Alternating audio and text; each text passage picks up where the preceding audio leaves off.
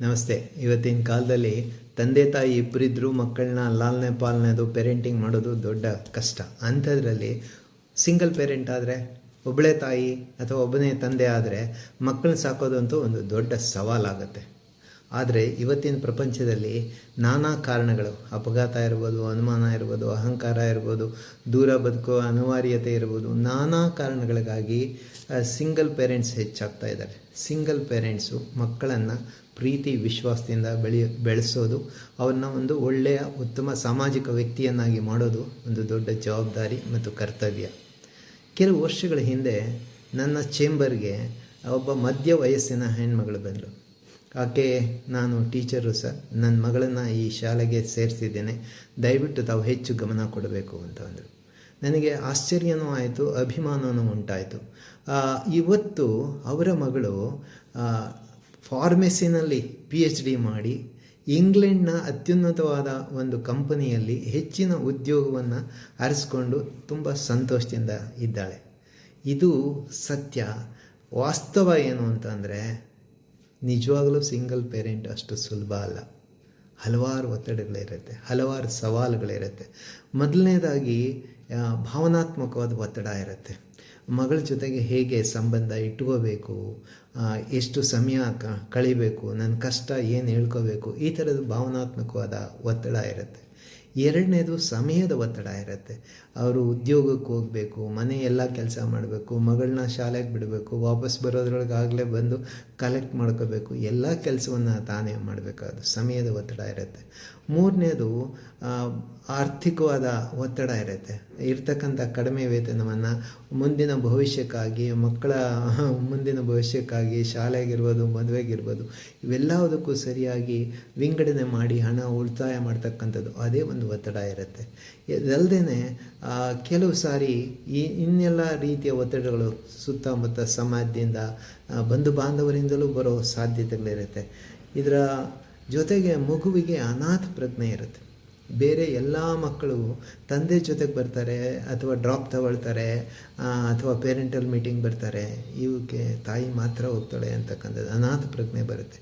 ಅದೇ ರೀತಿ ತಾಯಿಗೂ ಅಷ್ಟೇ ಒಮ್ಮೊಮ್ಮೆ ಅಪರಾಧಿ ಪ್ರಜ್ಞೆ ಬರುತ್ತೆ. ಎಲ್ಲೋ ನಾನು ತಪ್ಪು ಮಾಡೋದನ್ನ ಅಂತಕ್ಕಂಥ ಭಾವನೆಯನ್ನು ಬರೋ ಸಾಧ್ಯತೆಗಳಿರುತ್ತೆ.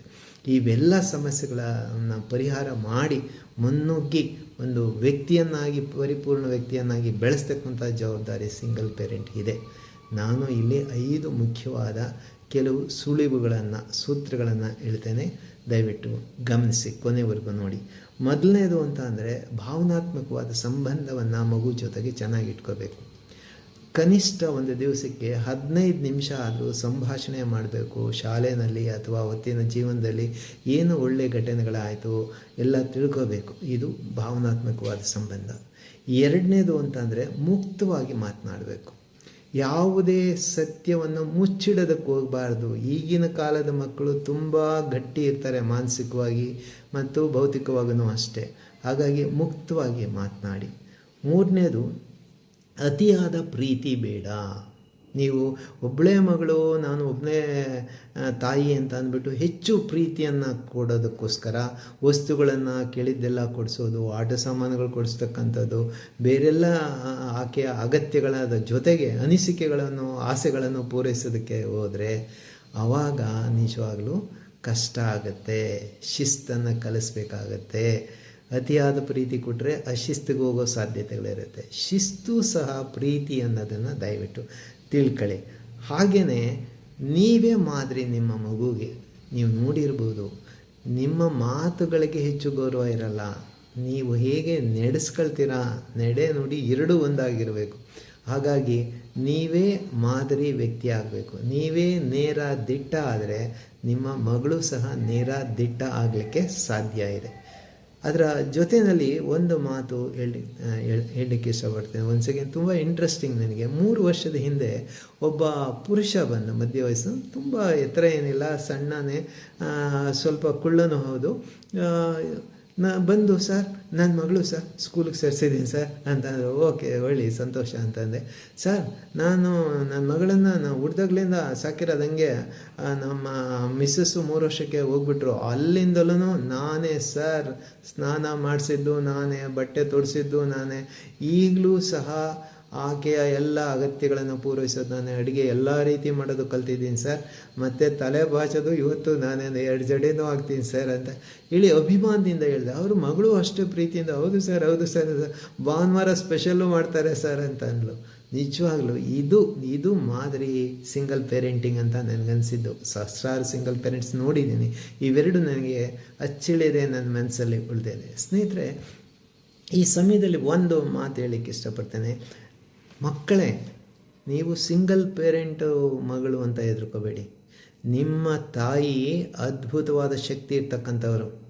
ಓಕೆ, ಅದ್ಭುತವಾದ ಶಕ್ತಿಯಿಂದ ನಿಮ್ಮನ್ನು ಸಾಕ್ತಾ ಇದ್ದಾರೆ. ಅವರು ಸಿಂಗಲ್ ಪೇರೆಂಟ್ ಆದ್ರೂ ಎರಡೂ ಕೆಲಸಗಳನ್ನು ಮಾಡ್ತಕ್ಕಂಥ ಸಾಧ್ಯತೆ ಇರ್ತಕ್ಕಂಥವ್ರು. ಅವರು ನಿರ್ವಹಣೆ ಮಾಡ್ತಾಯಿದ್ದಾರೆ, ಕುಟುಂಬನೂ ನಿರ್ವಹಣೆ ಮಾಡ್ತಾಯಿದ್ದಾರೆ, ನಿಮ್ಮನ್ನು ಸರಿಯಾಗಿ ಸಾಕ್ತಾ ಇದ್ದಾರೆ, ನಿಮಗೆ ಬೇಕಾದ ಅಗತ್ಯಗಳನ್ನು ಅನಿವಾರ್ಯ ವಸ್ತುಗಳನ್ನು ಕೊಡ್ತಾ ಇದ್ದಾರೆ. ಇಲ್ಲಿ ನಾವು ತಿಳ್ಕೊಬೇಕಾದ್ದು ಅಂದರೆ, ಸಿಂಗಲ್ ಪೇರೆಂಟ್ ಆಗಿರೋರು ಯಾವಾಗಲೂ ಹೆದರ್ಕೊಳ್ತಕ್ಕಂಥ ಅಗತ್ಯ ಇಲ್ಲ. ದಯವಿಟ್ಟು ತಿಳ್ಕೊಳ್ಳಿ, ಇದೊಂದು ವಿನೂತನವಾದ ಅದ್ಭುತವಾದ ಮಾರ್ಗ. ನಿಜವಾಗಲೂ ಜೀವನದಲ್ಲಿ ಯಶಸ್ಸು ಆಗಲಿಕ್ಕೆ ಅದ್ಭುತವಾದ ಪ್ರಯೋಗವನ್ನು ಮಾಡಿ ಯಶಸ್ಸಾಗೋದಕ್ಕೆ ಒಂದು ಅವಕಾಶ. ಇಷ್ಟನ್ನು ತಿಳ್ಕೊಳ್ಳಿ. ಒಂದು ವೇಳೆ ನೀವೇನಾದರೂ ಸಿಂಗಲ್ ಪೇರೆಂಟ್ ಆದರೆ ದಯವಿಟ್ಟು ಐ ಆಮ್ ಸ್ಟ್ರಾಂಗ್ ಅಂತ, ನಾನು ಶಕ್ತಿಯುತಳಾಗಿದ್ದೇನೆ ಅಂತ ಕಾಮೆಂಟ್ ಸೆಕ್ಷನಲ್ಲಿ ಕಳಿಸಿ. ಒಂದು ವೇಳೆ ನೀವು ಸಿಂಗಲ್ ಪೇರೆಂಟನ್ನು ನೋಡಿದರೆ, ತಿಳಿದಿದ್ದರೆ ದಯವಿಟ್ಟು ಅವರಿಗೆ ಈ ವಿಡಿಯೋನ ಫಾರ್ವರ್ಡ್ ಮಾಡಿ. ಹೆಚ್ಚಿನ ಮಾಹಿತಿಗೆ ನನ್ನ ಚಾನಲ್ಗೆ ಸಬ್ಸ್ಕ್ರೈಬ್ ಆಗಿ. ನಮಸ್ತೆ.